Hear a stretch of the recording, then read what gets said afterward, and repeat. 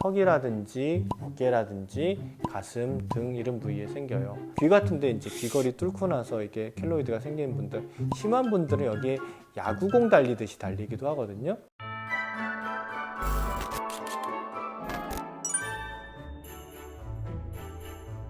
안녕하세요. 피부과 전문의 조재영입니다. 오늘은 피부과에서 굉장히 많이 다루고 많이 오시는 흉터에 대해서 한번 말씀드릴까 해요. 흉터는 크게 나누면은요, 두 가지가 있어요. 튀어나오는 흉터, 그 다음에 꺼지는 흉터. 알기 쉽게 설명하면은요, 튀어나와 있는 형태의 가장 대표적인 모습이 비후성 반응이라는 거예요. 우리가 뭐 여드름이라든지 이런 데 나면은 턱 같은 데 좀 볼록하게 나오는 흉터들 있죠. 그런 것들이 비후성 반응이라는 건데, 그거의 가장 안 좋은 형태가 켈로이드라는 겁니다. 켈로이드는 피부의 성상을 타고나요. 본인이 체질이다라고 얘기를 하기는 하는데, 어떤 상처가 생겼을 경우에 피부가 너무 과잉 증식을 해가지고 염증 반응을 만드는 걸 켈로이드라고 합니다. 이 켈로이드는 흑인들한테 굉장히 많아요. 흑인들은 정말 심한 켈로이드 환자들이 많고, 우리나라도 어느 정도 있는 편인데, 어느 부위에 많이 생기냐면은 관절같이 압력을 많이 받는 부위에 생겨요. 턱이라든지 어깨라든지 가슴 등 이런 부위에 생겨요. 슬프게도 켈로이드는 한번 생기면은 없애기가 좀 어렵습니다. 귀 같은데 이제 귀걸이 뚫고 나서 이게 켈로이드가 생기는 분들, 심한 분들은 여기에 야구공 달리듯이 달리기도 하거든요. 이런 부분들은 이제 수술로 제거를 하고 여러 가지 치료를 하면은 예전보다는 훨씬 더 좋은 상태로 만들 수가 있는데, 턱이라든지 이제 가슴 같은 데 생기는 부분의 켈로이드는 사실 수술로 제거하기가 좀 어려워요. 이런 분들 같은 경우는 이제 주사를 통해 가지고 이제 염증을 가라앉히는 주사를 좀 주기적으로 맞기도 하고, 가렵거나 이런 통증 같은 증상이 있으면 보험 적용이 되거든요.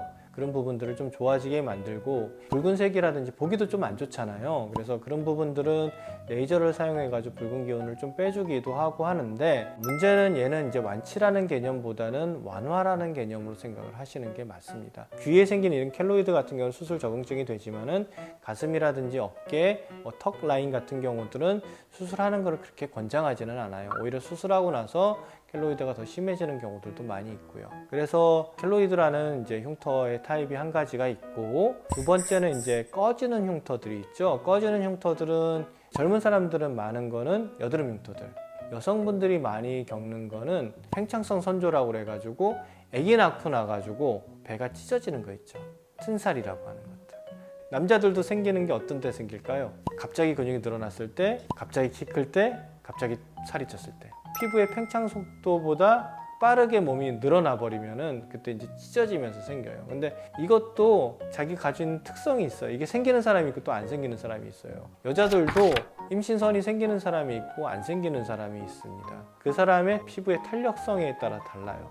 고무처럼 잘 늘어나는 사람들 같은 경우들은 갑자기 살이 찌거나 키가 커도 안 생기는 반면, 탄력도가 떨어지는 사람들은 찢어져 버리는 거죠. 찢어져 버리고 거기가 예전처럼 제대로 회복이 안 되다 보니까 허옇게 쭈글쭈글한 흉터들이 생겨요.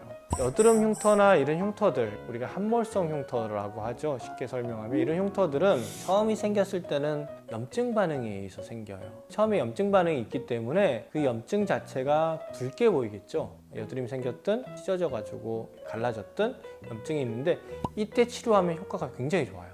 근데 이게 시간이 지나가고 나서 몇 개월 지나고 면 얘가 하얀색으로 바뀝니다. 선상 흉터로 바뀌게 되는데, 이렇게 흉터가 하얗게 되면은 치료하기가 굉장히 까다로워지기 시작합니다. 치료의 반응도 별로 좋지가 않고. 그래서 여드름이 좀 크게 지나가고 나서 좀 파이는 흉터가 생겼는데 약간 이게 붉다, 빨리 치료하셔야 돼요. 그러면 흉터가 좀 덜 남습니다. 사실은 요즘은 치료 방법들이 많이 나와가지고 예전에 비해서는 치료할 수 있는 가능성이 굉장히 높아요. 예전에는 이런 함몰성 흉터들이 하얗게 변한 다음에 치료가 굉장히 까다로웠었거든요. 요즘에는 환자분들이 이제 프락셀 레이저 했어요, 프락셀 레이저 했어요 하고 오시는데, 프락셀이라는 거는 상품명이에요. 프락셔널 방식을 처음 개발한 프락셀이라는 레이저의 상품명입니다. 처음 만든 회사를 그러한 방식으로 나가는 레이저를 다 프락셀이라고 부르는 겁니다. 현재는 굉장히 많은 종류의 프락셔널 방식의 레이저들이 있거든요. 그런 것들도 사용할 수가 있고, 제가 말씀드렸던 이제 주베롭 같은 것들도 굉장히 도움이 돼요. 파인 흉터라든지 선상으로 하얗게 남은 흉터 같은 경우들에 주베롭을 적용을 해주면은 굉장히 괄목할 만한 효과를 볼 수가 있습니다. 여러 가지 레이저 장비랑 요즘 나온 콜라겐 부스터들 같은 것들을 잘 조합을 해서 사용을 하면은 그래도 예전에는 치료가 좀 어려웠지만은 요새는 그래도 어느 정도 치료를 할 수 있다라고 생각을 하시면 돼요. 옛날 생각만 하셔서 이게 흉터가 다 생기고 나서 뭐 프락살 레이저라든지 이런 것들로 치료한다라고 생각을 하시는데요. 흉터를 덜 생기게 할 수 있는 레이저들이 있거든요. 그런 레이저를 가지고 치료를 빨리 시작을 해야지 훨씬 덜 생겨요. 특히나 어디 찢어지거나 여성분들 같은 경우는 얼굴이라든지 이런 데 좀 노출되는 부위에 수술을 하거나 꼬매거나 하면은 흉터가 크게 나면 굉장한 스트레스거든요. 그거를 이제 나중에 내가 이거 흉터가 다 남은 다음에 치료를 해야지 하고 오시는 경우들이 있는데 조금 안타까워요. 실밥 뽑고 1, 2주 안에 치료가 시작되는 게 훨씬 더 흉터가 적게 만들 수 있습니다. 흉터 치료한다고 막 박피 레이저로 얼굴 다 깎고 막 이랬었어요. 근데 이제 이렇게 하면은 회복 기간도 문제긴 하는데 너무 광범위한 타격을 입다 보니까 피부 자체도 예민해지고 홍반도 생기고 피부 결이라든지 성상도 변하고 막 그랬었어요. 그러니까 그것들도 굉장히 오래 가고 어려운 치료가 되는 거죠. 힘들고 치료 효과도 프락셔널 레이저보다 그렇게 썩 좋지도 않고 요새는 프락셔널 레이저라든지 콜라겐 부스터라든지 이런 것들을 조합해서 일상생활에 큰 지장이 없고 피부에 큰 자극을 주지 않으면서 치료할 수 있는 방법을 쓰는 경우들이 많죠. 오늘은 이제 흉터에 대해서 한번 간략하게 정리를 해봤는데요.